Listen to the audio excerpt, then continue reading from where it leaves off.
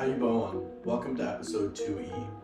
Today we're going to be talking about freezing and how that is one of the last stages of this journey.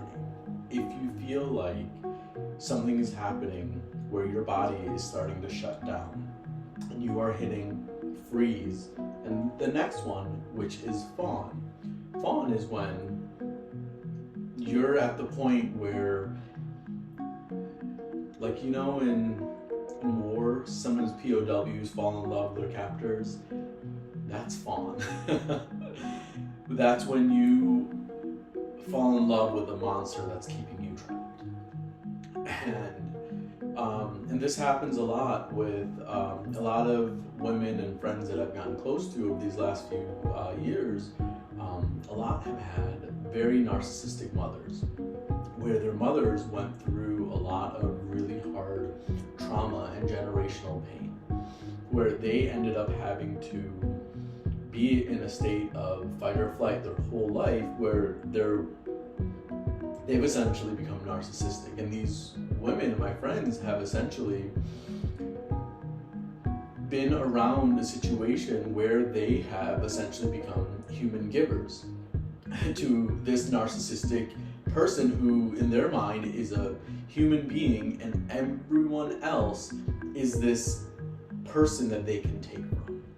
That's a really interesting concept. So what happens is, over time, these girls go from fight, flight, they're not able to really fight their mom. They're not able to run away from home. They usually have fathers who enable it, or missing fathers. That's a whole separate thing. This is true for gentlemen too, so what happens is they start shutting down, and they believe that they're not able to escape. It's like when it's like a black widow. It feels like it can't escape, so what it does is it plays dead. And then what it does is, when it plays dead, it essentially gets the person so close then it's able to defend itself. But that's a black widow. In this case, what happens is people who are stuck in this stress cycle is they feel so frozen, and then they end up believing all of these lies and these delusions that keeps them in this stuck stage of staying in love with this unhealthy person. Do you know anyone like that? If you do, please share some of this content, because they're not alone.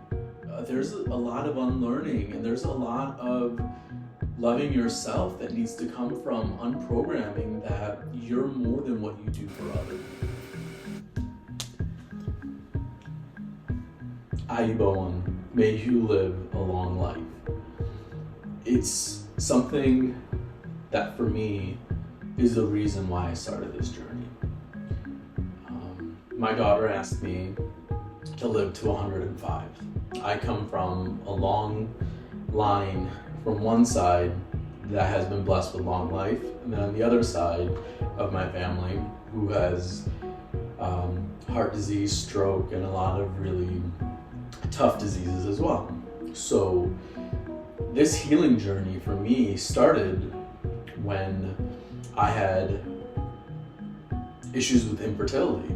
And male infertility is as common as female infertility, but we just don't talk about it. And there's just a negative stigma. Now for me, this is kind of the third piece of trauma that has, happened to me that I never really resolved, which I mentioned in episode 2D, where in 4th grade I had a testy removed, and I never got to process that like a normal person. Like a woman, she loses her breast, she gets to grieve it. I didn't get to go through all of the normal processing that a person gets to go through. I didn't do the grieving. I didn't get to do all that. So there was 20 years of feeling just, like I was less than, when realistically I was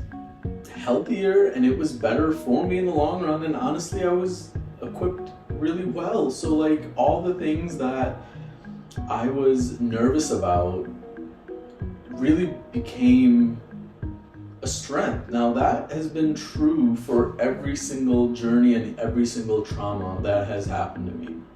But when the fertility issue happened, I started probably a long journey of fasting, of meditating, reconnecting with my Buddhist roots, and really learning how to let go. Because I realized in a lot of the infertility issues that I was having, I had other cousins and family members who had issues with infertility, and a lot of it was anxiety based.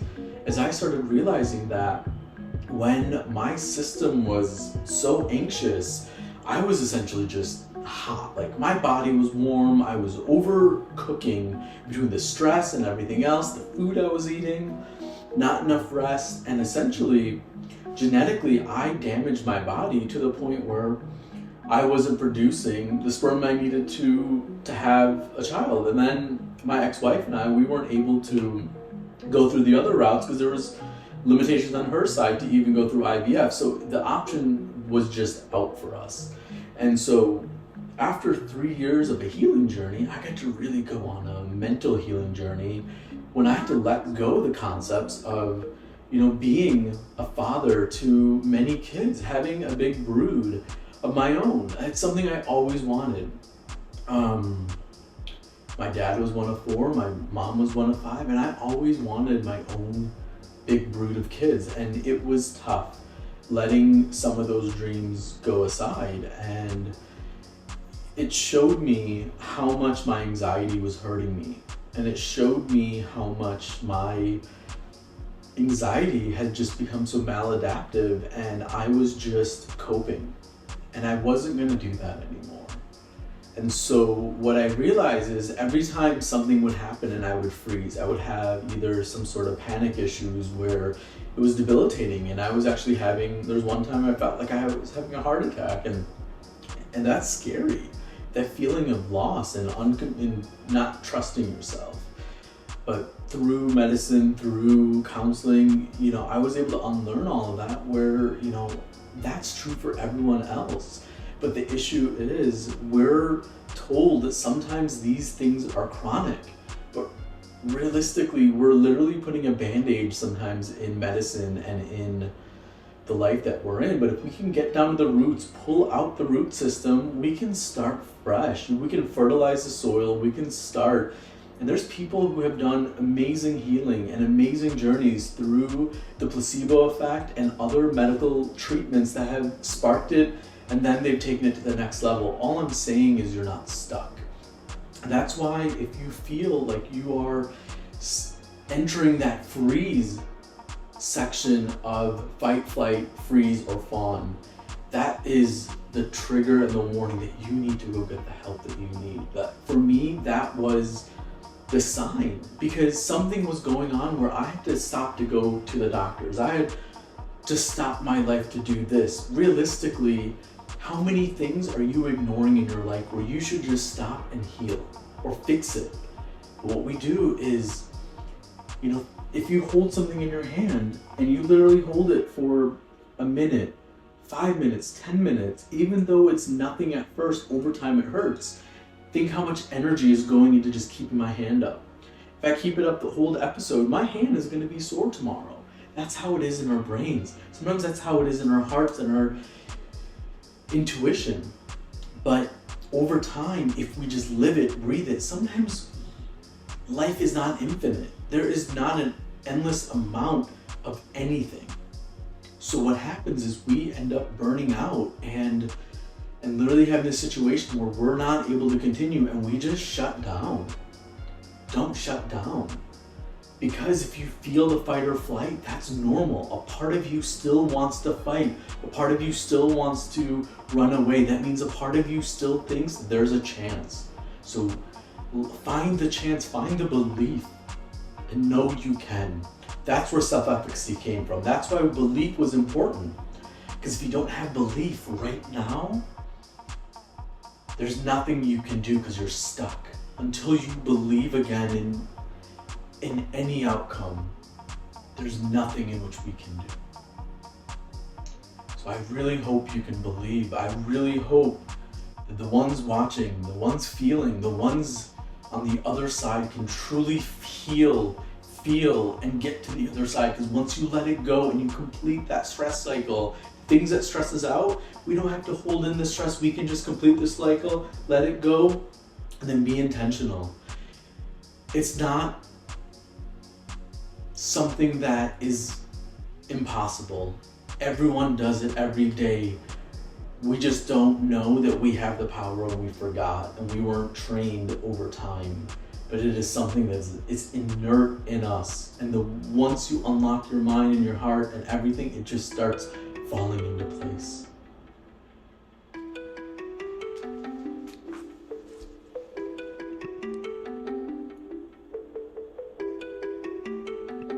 There are times in our life we're going to be faced with things, difficult times, but at times you're going to have to decide, are you okay with the status quo, or are you sick and tired of the path that you're at? So what is that inner voice getting excited about?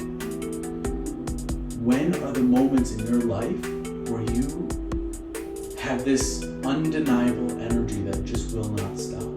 What thoughts excite you? What passions keep you going? Who, what, where, why? Those are the things you're going to have to start thinking about, of those things that spark your creativity, your life, your inner power. Because sometimes, though life is tough, though there are things that happen, when we're able to find the purpose of our life, the purpose of that energy, the thing that keeps our spirit alive, is what you go towards.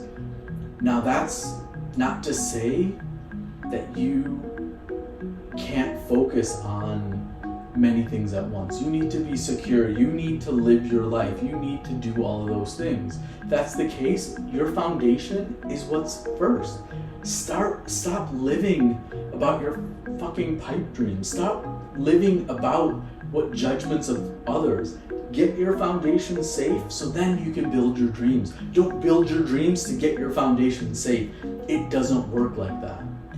The more that you know that your foundation is solid, the more that people cannot knock you off the path that you're on. Life has programmed many of us to believe that we are less than others. No one is less than you, but no one is greater than you. We are all the same. We are born to a mother and a father. We die with a village that we once were a part of. Someone will mourn us. We will see our family and our loved ones on the journey out. Whether there's a heaven or hell, that I don't know. But I know in my heart, when I go, all the good deeds, all the people that I love, I will be able to have one long visual dream with them before I go. And all these moments and all the hope and all the goodness that I left is the karma that I left on this earth. So for you, what is the good deeds that keep your soul going? Because those dark deeds and the evil that have happened to you, they happen to you, but they're not who you are. How can you let that go? How can you stop holding that in to let that go? Integrate that with yourself. How do you become your best self when you're holding all that stuff in? Those are the thoughts you have to ask yourself. Those are the conversations you have to unlearn. Those are the things that only day by day, every day is a new day. Be intentional with that day. Every day, work a little bit more. Be positive. Make the actions. Every day, take that experience and start new with it. continue that momentum. Life is not easy. It is not a direct path. There are cycles. So in the times of good, enjoy it. In the times of bad, be prepared for it. But know that there's nothing that will rock you from your foundation once you are able to fully integrate your mind, body, and soul and truly believe in the greater collective of all of your senses, of us, the energy in this life. So what this journey is about believing in yourself. It's about you on the other side, minimizing the pain that you have by taking the experience and the knowledge of all these other people who came before you, who came before me. So why can't you put your pride aside? Learn. Know that we're not perfect. Know that we don't know everything. Know that we as a collective are better, stronger. So there's nothing that can tear us apart. Black, white, gay, straight, queer, brown, purple, I don't care. We all are the same. No matter what people say, we are the same. We might get to the same path in 2 different ways or 1,000,000 different ways.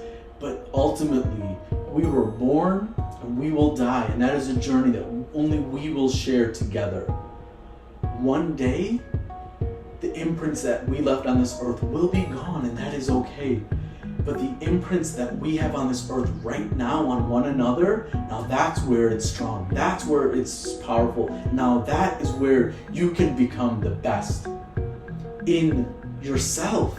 And then by that, you can be better for everyone else. Because the best might be behind us, because the better days are ahead of us. So how do you know that you can reach that? How do you know you can get there? It's by letting your armor down, working and being humble and letting people in and loving every part, the good and the bad about yourself and about others, and knowing that things happen to good people and things happen to bad people, but sometimes those are out of our control.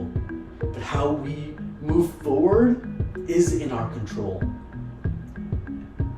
So with that said, this is the end of the 2E episode. I wish all of you an amazing journey, and I really look forward to working with you on this next 3 chapters, because that's when we'll really get to mindset, regulating and feeling undeniable confidence and experience. Then comes a fun part in chapter 5 where we really talk about the balance of good and evil and how do we use both sides of our inner being. So with that, I'm Kusal, Koos Matthew. Please subscribe. Please tell your friends. Please listen to this as a podcast on Google, or just watch it on Google and YouTube. But anyways, please subscribe, as that will just help spread the message. Please share this with other people who are struggling, because you might not be struggling now. They might not be struggling now, but one day we all will be. And if we can remember a source to come back to believe, I want that to be this. So thank you so much. Ayubowan, and may you be blessed with a long life. Thank you.